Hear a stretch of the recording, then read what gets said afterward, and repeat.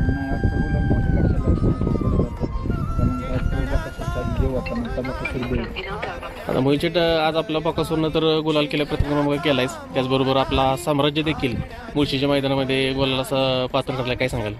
नाही त्या साम्राज्य माझ्या अख्ख्या आमच्या सावकार ग्रुप असेल नाही का, हे सगळी पोरं असतील त्यांचं त्याच्यामध्ये खूप त्यांचं कष्ट आहे.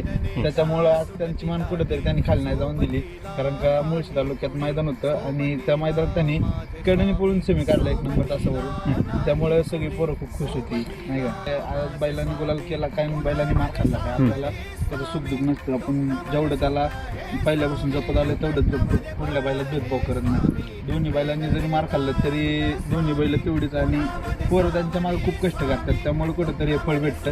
काही दिवस चढउतार असतात, त्यामुळं आम्ही कधी खचून गेलो नाही, आमचा ग्रुप कधी खचून गेलो नाही. आमच्या पोरांनी खूप कष्ट केले, त्यामुळं आज तिकडे त्यांना यश आलं आणि इकडे ह्याला पण यश आलं.